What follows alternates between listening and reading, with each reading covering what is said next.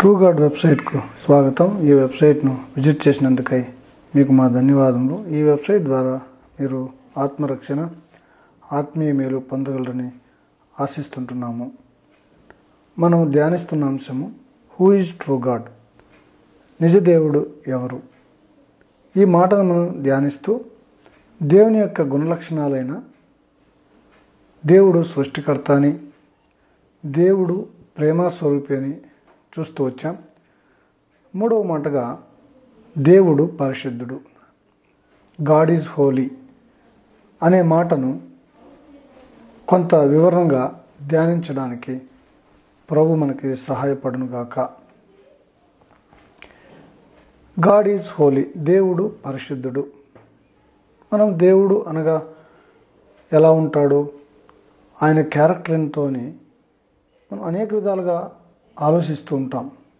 అయితే దేవునికి ఉన్న గొప్ప క్వాలిటీస్లో ఒకటి ఏంటి అంటే పవిత్రత, పరిశుద్ధత. కనుక దేవుడు తానే తన వాక్యం ద్వారా సెలవిచ్చిన మాట ఏంటి?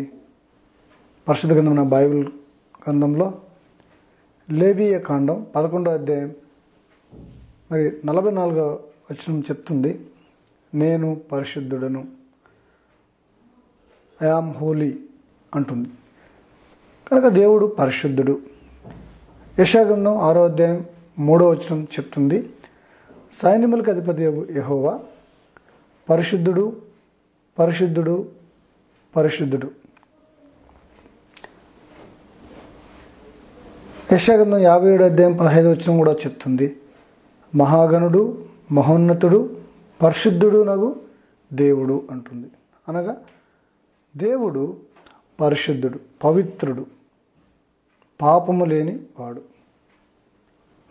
అయితే ఆ దైవ స్వభావాన్ని మరి అర్థం చేసుకోవాలని మానవుడు మరి దేవునికి దగ్గర కావాలని, దేవుని చూడాలని తన ప్రయత్నం చేస్తూనే ఉన్నాడు.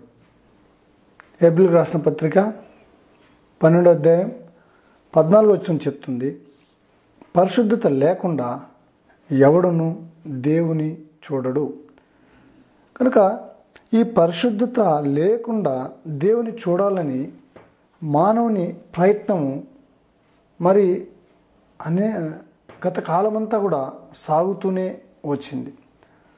అందులోని భాగంగానే అదృశ్యుడైన దేవుడు పరిశుద్ధుడై ఉన్నాడని, పరిశుద్ధత లేకుండా దేవుని చూడలేరని మానవుడు ఎరుగని వాడుగా ఉంటున్నాడు. అందుకే మత్తయి సువార్త 5వ అధ్యాయం 8వ వచనం చెప్తుంది, హృదయ శుద్ధి గలవారు ధన్యులు, వారు దేవుని చూచెదరు అని. అయితే ఆ హృదయ శుద్ధి లేకుండా మానవుడు దేవుని గుణాలను, దేవుని యొక్క స్వరూపాన్ని చూడాలని ప్రయత్నించి విఫలం చెందినవాడుగా ఉంటున్నాడు.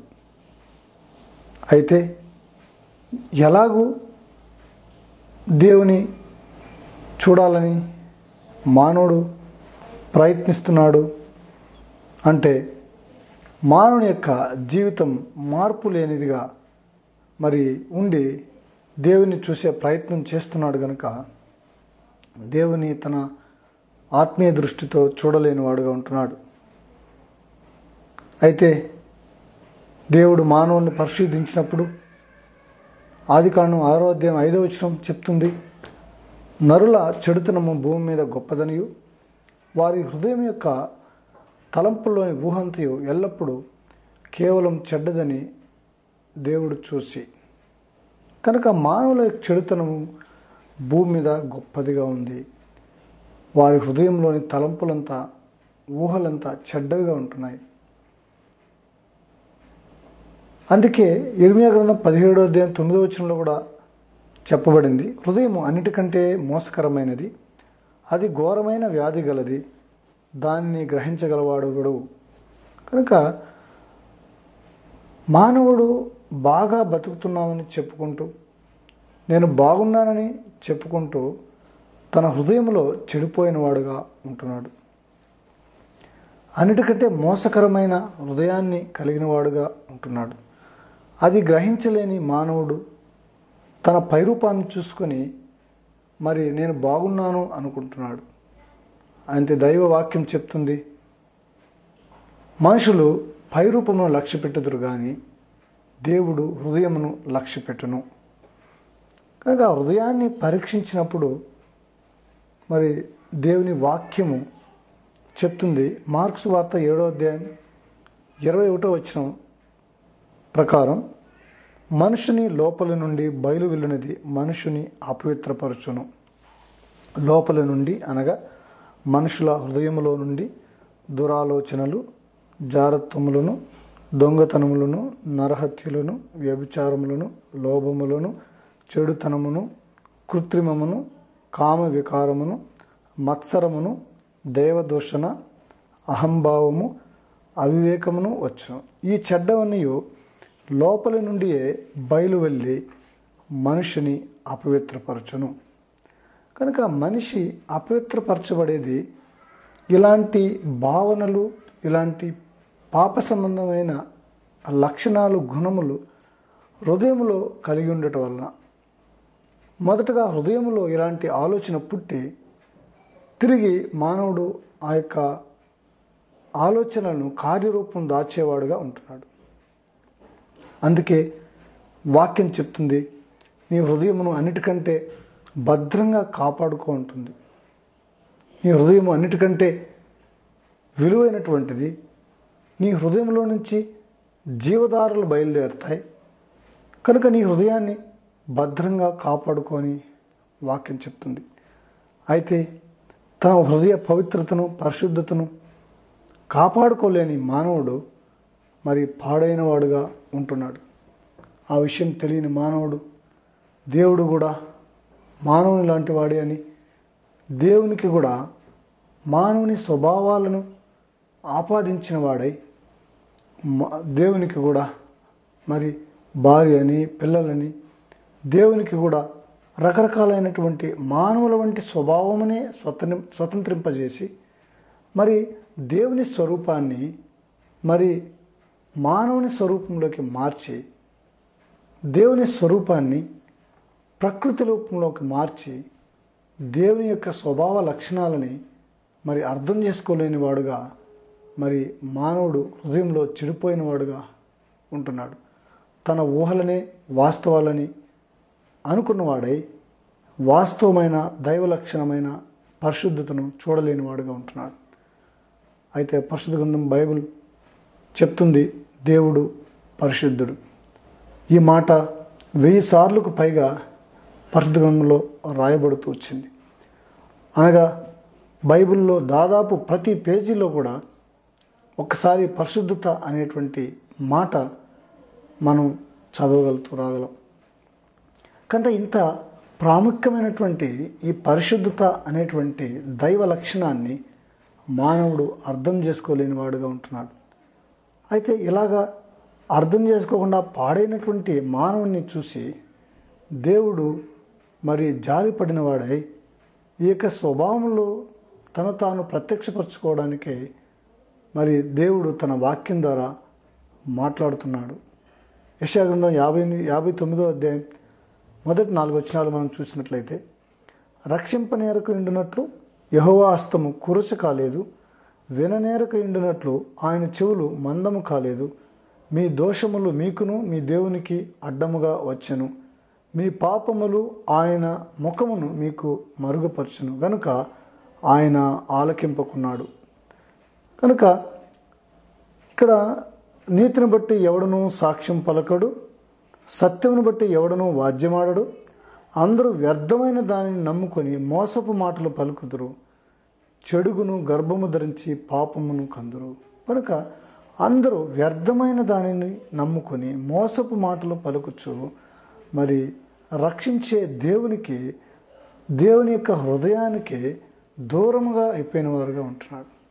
అందుకే వాక్యం చెప్తుంది, పితృపారంపర్యమైన మీ వ్యర్థ ప్రవర్తనను విడిచిపెట్టమని వాక్యం చెప్తుంది.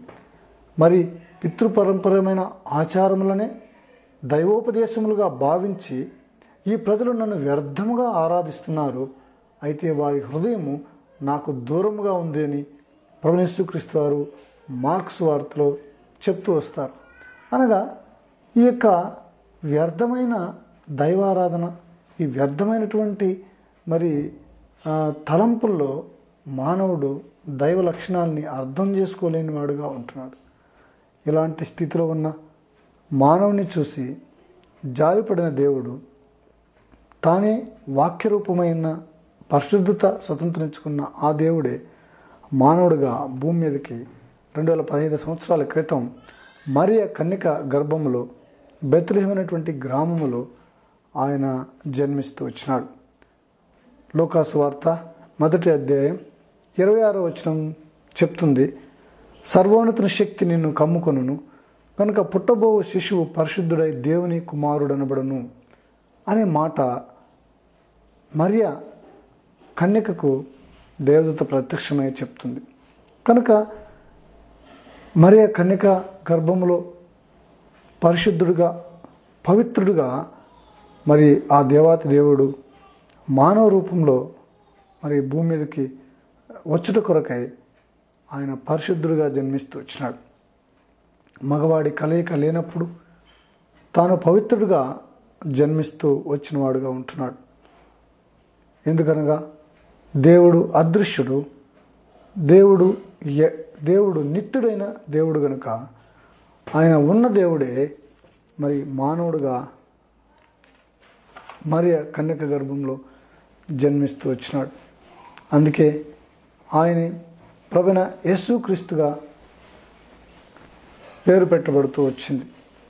యేసు అనగా తన ప్రజలను వారి పాపముల నుండి రక్షించును గనుక ఆయనకు యేసు అనే పేరు పెట్టబడుతూ వచ్చింది. ప్రభువైన యేసుక్రీస్తు వారిని గురించి హెబ్రీయులకు రాసిన పత్రిక 7వ అధ్యాయం 26వ వచనం చెప్తుంది, పవిత్రుడును నిర్దోషి నిష్కల్మషుడు పాపులలో చేరక ప్రత్యేకముగా ఉన్నవాడు ఆకాశమండలము కంటే హెచ్చైనటువంటి వాడు అనే మాట చెప్తుంది. కనుక ఈ పవిత్రుడైనటువంటి దేవుడు తన యొక్క పవిత్రతను మానవ రూపంలో ప్రభువైన యేసుక్రీస్తు వారి రూపంలో భూమి మీద తన పవిత్రతను మరి రుజువు చేసుకున్నట్టుగా వాక్యం చెప్తుంది. కనుక ఈ యొక్క హృదయాంధకారంలో ఉన్నటువంటి మానవుడు ఈ దైవ స్వభావాన్ని స్వతంత్రించుకున్నట్టుకై మరి దేవాతి దేవుడు తన కుమారుడైన యేసుక్రీస్తు వారిని మరి శిలువకు బలిగాను అర్పణగాను ఇస్తూ వచ్చినాడు. అనగా రక్తము చిందించకుండా పాపక్షమాపణ కలుగుదు అనేటువంటి వాక్యాన్ని రుజువు చేయుట కొరకై మానవులందరి పాపముల పరిహారార్థం నిమిత్తమై ఆ దేవాతి దేవుడైన మరి సృష్టికర్త అయిన పరిశుద్ధుడైన దేవుడు మానవ రూపంలో పవిత్రుడిగా జన్మించి తన యొక్క జీవిత కాలంలో పరిశుద్ధతను స్వతంత్రించుకుంటూ రుజువు చేసుకుంటూ సర్వలోక మానవుల పాపముల కొరకై సిలువలో మరణిస్తూ వచ్చినాడు.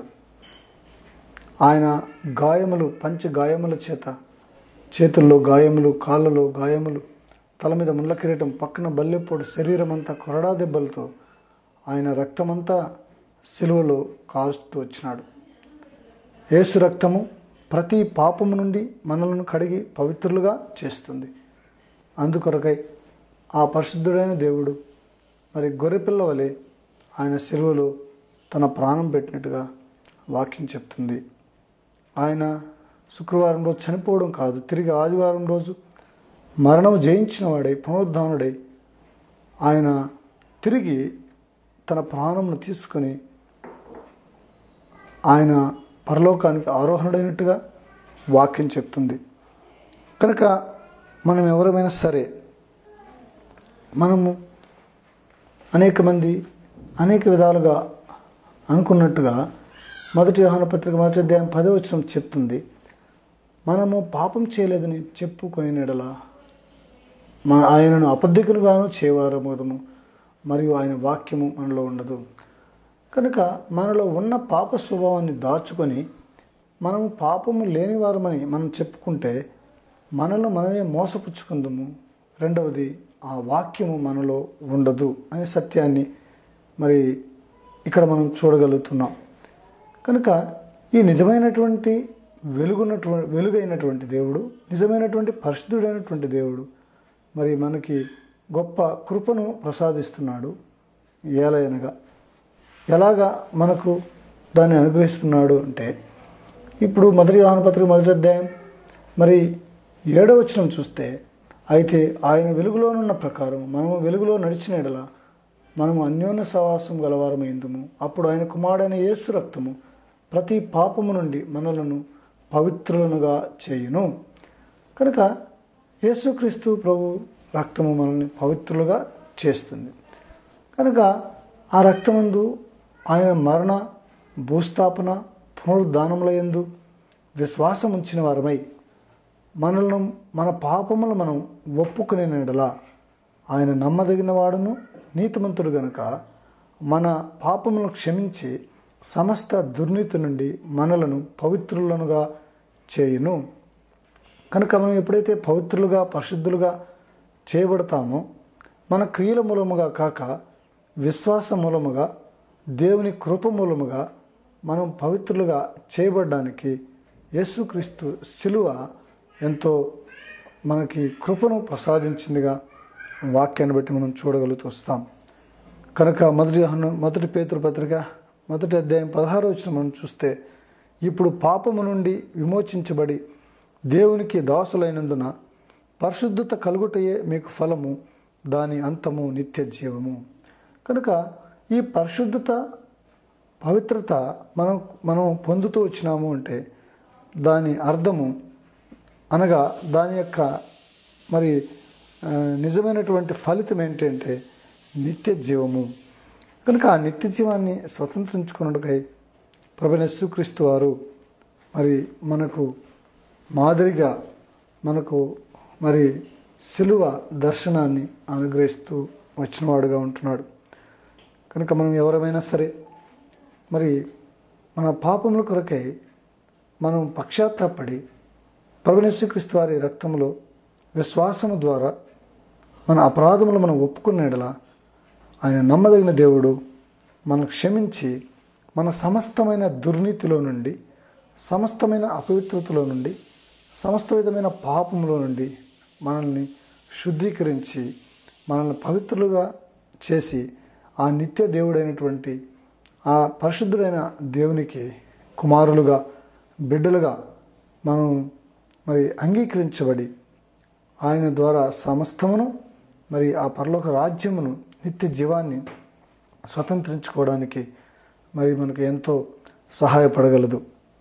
కనుక విన్న ఎవరైనా సరే మీరు ఉన్న చోటులోనే మీరు ఉన్నట్టుగానే నా అపరాధమును ఒప్పుకొని విడిచిపెట్టిన ఎడల ప్రభువైన యేసుక్రీస్తు కనికరము, ప్రభు యేసుక్రీస్తు యొక్క పరిశుద్ధత మనకు లభించి తద్వారా నిత్య జీవాన్ని స్వతంత్రించుకున్నట్టుకై ఈ వాక్యం ఎంతో మనకి ప్రయోజనకరంగా ఉండుగాక.